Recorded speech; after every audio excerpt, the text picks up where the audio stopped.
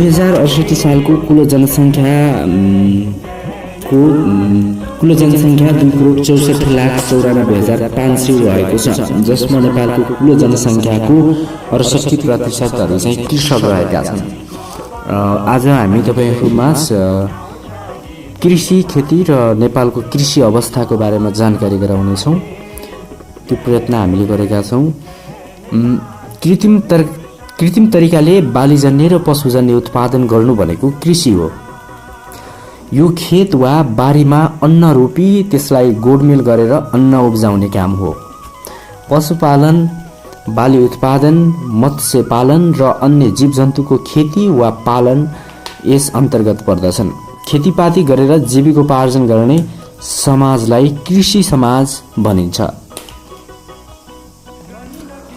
अब चाहिँ तपाईहरुमाझ हामीले यहाँ नेपालमा बढी प्रचलनमा आइरहेका बालीहरूको बारेमा जानकारी गराउँदैछु। मकै, त्यसैगरी चामल, आलु, गोलभेडा, धान, गहुँ, जौ चाहिँ बढी उत्पादन हुने गर्दछन्। यही सेक्टरमा आज चाहिँ म तपाईहरुलाई मकैको बारेमा जानकारी गराउँदैछु।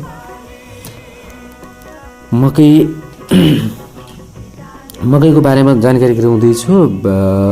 जगत चाहिँ वनस्पति पर्ने गर्दछ। यो चाहिँ मकै अंग्रेजीमा माइज भन्दो रहेछ।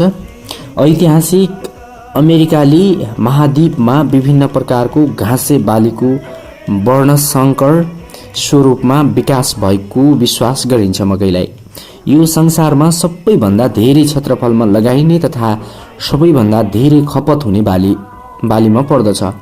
बहुउपयोगी यो बालीबाट विभिन्न परिकार तेल, इन्धन, चिनी, रक्सी आदि बनाउने गरिन्छ। धेरै मानिसहरूले उसिनेका मकै वा पोलिएका मकै खान मन पराउँछन्। यस किसिमका मकै खाएमा स्वास्थ्यका लागि के फाइदा हुन्छ? मकैमा प्रशस्त पोषण तत्व हुन्छ। मकै खाएर मानिसहरूको अनुहारमा हुने चाउरीपन हटाउँछ। बुढेसपनबाट अलग गराउन सहायता मिलाउनुका साथै मुटु, रक्तनली र क्यान्सरको रोग निवारण गर्न पनि सकिन्छ। मकैमा भिटामिन बी, पोटासियम, फस्फोरस र फलामको निहित रहेको हुँदछ। ती मध्ये मुटुको क्षमता बढाउने पोटासियम क्षमता छ। मकैमा भिटामिन ई र सेलिनियम पनि छ। क्यान्सर निवारण गर्ने सेलिनियमको क्षमता हुन्छ। यति मात्र होइन, मकैको अरू क्षमता पनि छन्।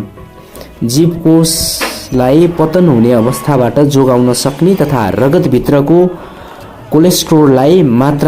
कोलेस्ट्रोलको मात्रालाई कम पार्न सक्ने ताजा कलिला मकैको क्षमता पनि हुन्छ। विशेष त नेपालमा मकै भुटेर वा पिठो बनाएर ढिँडो बनाएर खाइन्छ।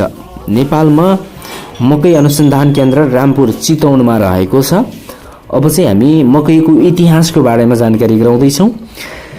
धेरै इतिहासविदहरू मकैको उत्पत्ति मेक्सिकोमा भएको विश्वास गर्छन्। ओल्मेक र मायन सभ्यताका मानिसहरूले मकैको उत्पादन गर्दै आएका थिए। 25औं ईसाई पूर्वतिर मकैको खेती अमेरिका भरि नै गरिन्थ्यो। त्यस ठाउँमा व्यापार सुरु भयो। 15-16 शताब्दीतिर युरोपेलीहरूले मकैलाई युरोप ल्याए र बिस्तारै मकै अन्य देशहरूमा पनि फैलियो। जस्तो भूगोल र हावापानीमा पनि हुर्कन सक्ने भएकाले मकै सबैको लोकप्रिय हुन पुग्यो।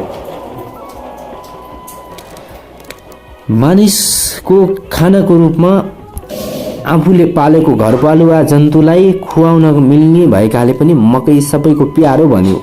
मकै अमेरिकामा सबैभन्दा बढी खेती हुने बाली पर्दछ, जसमा राज्य अमेरिकामा मात्रै वार्षिक रूपमा 332 मिलियन मेट्रिक टन उत्पादन हुने गर्दछ। लगभग 40% को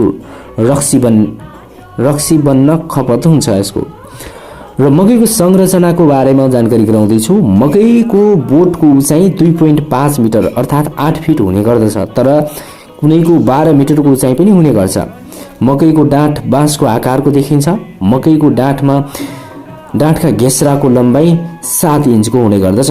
मकैको मध्यम भागको पोथी भागहरू हुन्छन्। मकैको बोटको टुप्पोमा भाले भागहरू हुने गर्दछन् जुन हुर्केपछि सुक्खा वातावरणमा परागकणहरू हावाको माध्यमबाट उड्न सक्छन् र लामा कपालहरू जस्तै देखिने मकैको मध्यम भागबाट निस्किएका रेसादारहरू सिल्क भनिन्छ जुन पोथी भाग हो। ती 7 इन्चसम्म लामो हुन सक्छन्। मकैको जरा अलि कमजोर हुनाले पानीको अभावको असर छिटो पर्ने, कुनै बेला हावाले पनि उडाउन सक्ने र माटोको उर्वर तत्त्वलाई शोषण नसक्ने पनि हुन सक्छ। अब चाहिँ उत्पत्तिको बारेमा तपाईहरुमा जानकारी गराउँदैछु। मकैको उत्पत्तिको बारे थुप्रै सिद्धान्तहरू दिएका छन् जुन यस लेखमा चर्चा भने गरिएको छैन भनेर राखिएको रहेछ। हामीले चाहिँ गुगलको सहायताबाट जानकारी गराउँदैछौँ। अब चाहिँ हामी उत्पादनको बारेमा जानकारी गराउँछौँ। मकैको खेती 58 उत्तरी अक्षांशदेखि 40 दक्षिणी अक्षांशमा हुन्छ। मकैको खेती समुद्र सतहदेखि 12,000 फुटसम्म हुन्छ। मकै उम्रनको लागि करोब 20 सेन्टिग्रेड तापक्रमको आवश्यकता भएकोले यो वर्षे बालीको रूपमा नेपालमा खेती गरिन्छ। हिउँदमा तापक्रम कम हुने भएकोले मकैको रोप्ने काम आश्विन महिनाभरिमा गर्न सकिन्छ। पूर्वी तराईमा खास गरेर महोत्तरी धनुषामा हिउँदे मकै सिँचाइको सुविधा भएको ठाउँमा कार्तिक महिनाको दोस्रो हप्तासम्म लगाउन दिनुपर्छ। अन्यथा जाडो बढ्नाले मकैको बोट वृद्धिमा राम्रो हुँदैन। नेपालमा पहिलो वर्षा सुरु भएपछि वर्षे सिजनमा मकैको बिउ छर्ने काम सुरु हुन्छ। अब मकैमा लाग्न सकिने कीट र रोगको आदिको बारेमा जानकारी गराउँदैछु।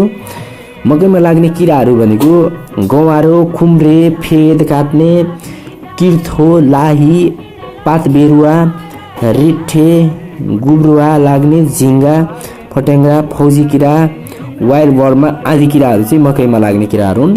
र मकैमा लाग्ने रोगहरू भनेको डाँठ कुहिने रोग, पातमा लाग्ने डडुवा रोग, घोगा कुहिने रोग, यी रोगहरू भएका छन्।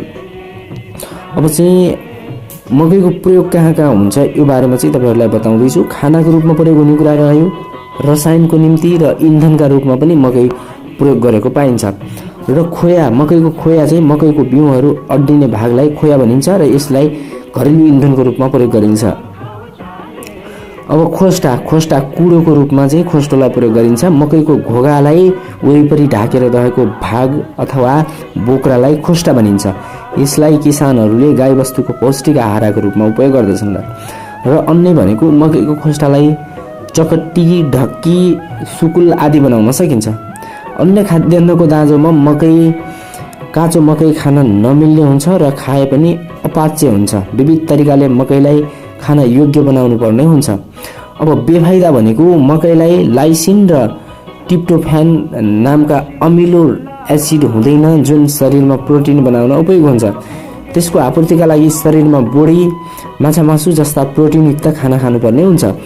मकैमा लिपिड ट्रान्सफर प्रोटिन नामको प्रोटिन हुन्छ जुन पकाउँदा नपाक्ने र मानव पाचन प्रणालीले पचाउन सक्दैन, जुन गहन अध्ययन भइ नसकेकोले एलर्जीसँग सम्बन्धित रहेको छ। मकैको सेवन गर्नाले पाइने फाइदाहरू भनेको ताजा कलिला मकैमा प्रशस्त रेसाहरू हुन्छन्। ताजा कलिला मकैमा प्रशस्त रेखाहरू हुने भएकोले यस किसिमको रेसा तत्त्वले कोलेस्ट्रोलको अनुपातलाई सन्तुलन पार्न सक्छ। त्यसैले पित्त थैलीमा कोलेस्ट्रोल जम्नबाट मुक्त हुन्छ र पित्त थैलीमा पत्थर जम्नबाट रोक्न सकिन्छ।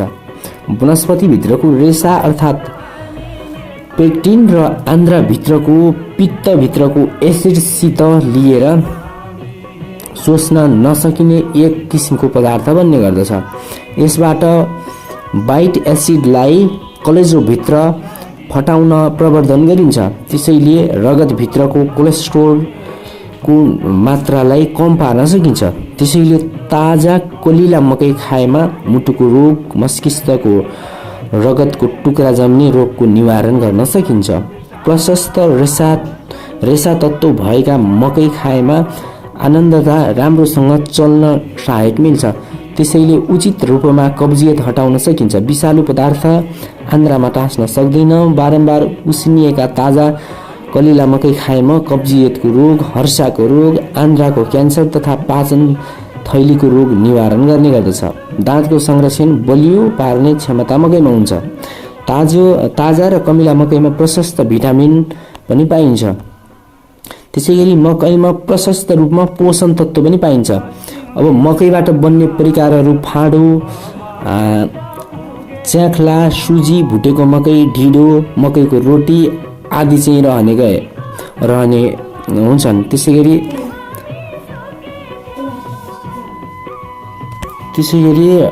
अब चाहिँ हामी अर्को श्रृङ्खलामा तिते करेलाको बारेमा जानकारी गराउनेछौँ। आज चाहिँ हामीले मकैको बारेमा जानकारी गराएका छौँ।